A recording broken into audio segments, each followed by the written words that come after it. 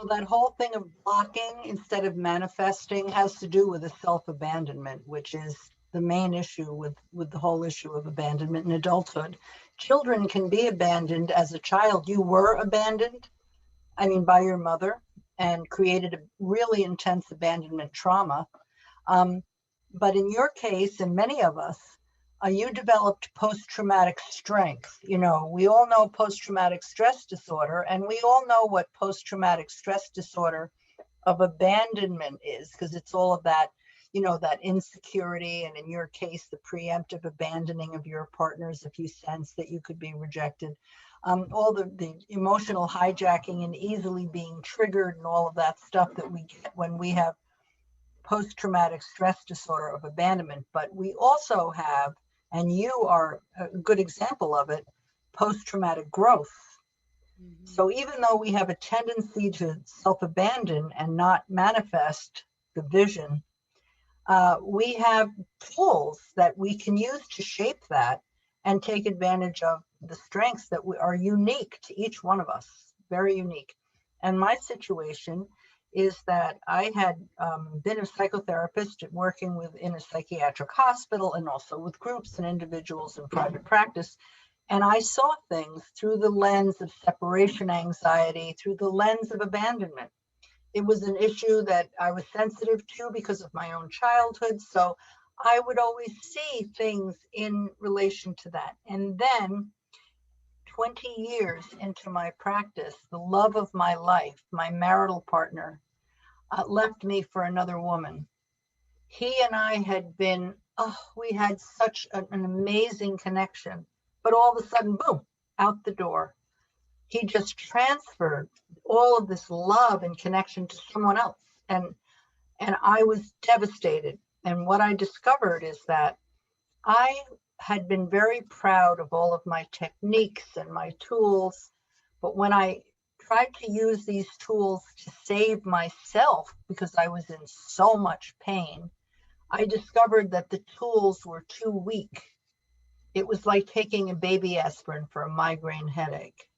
Mm. So it sent me on a quest, and it took many years of a lot of research. And psychology and self-help did not have answers. I had to research, you know, neurobiology, which was over my head, but I got a research mentor so I could understand, you know, complicated studies. I really went on a search for 3 years. Animal studies, how lab rats react to separation and how they get to calm down, what helps them, you know, all these different studies.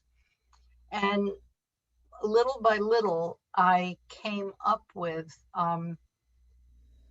tools and exercises that got into the primal wound and worked with it. It's, for instance, a tool that was already in use and I had already been trained in it is, you know, developing an inner child dialogue with your inner child.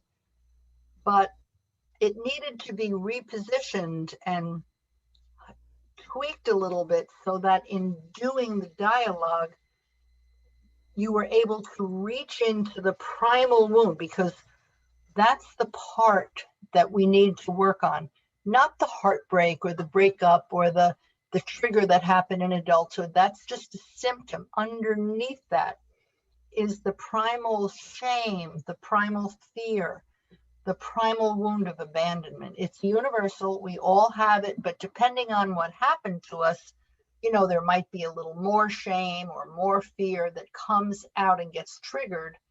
In spite of how strong we are and how together we are, we can look like a basket case when it gets triggered, when in fact we're perfectly normal people.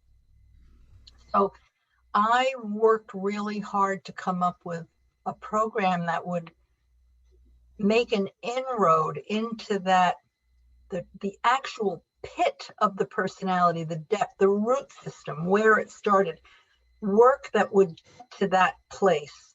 And it took a long time, but anyway, with the resulting process, I call it Akeru, Akeru, Akeru. It's a Japanese word, and it means to begin and to end, and there's sort of a never-ending cycle. But I named my program that. It's a program of physical therapy for the brain. it really works to get all the way into the center and work with it in a gradual, safe manner, the way physical therapy works. You know, you don't suddenly take a twisted wrist and go, you, Yeah. gradually you get it to work again. So that is the program. And that's the good news for people, because people they're visionary. They have post-traumatic growth. They have strengths that are unique. They know that something's holding them back. It's so frustrating. Their inner child is begging them to get them the love that they need or the career they need and all of that. But something is, as you use the word blocking, something is blocking them. Well, I think you, through the book and through your own work, and I have discovered kind of what that thing is. But there's good news, because that thing, which is that primal wound, has the most extraordinary healing energy in it.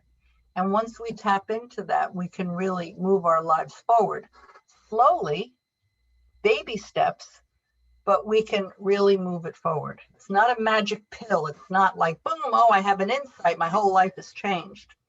No, it's work, consistent. It's incorporating new things into a regimen, but it works.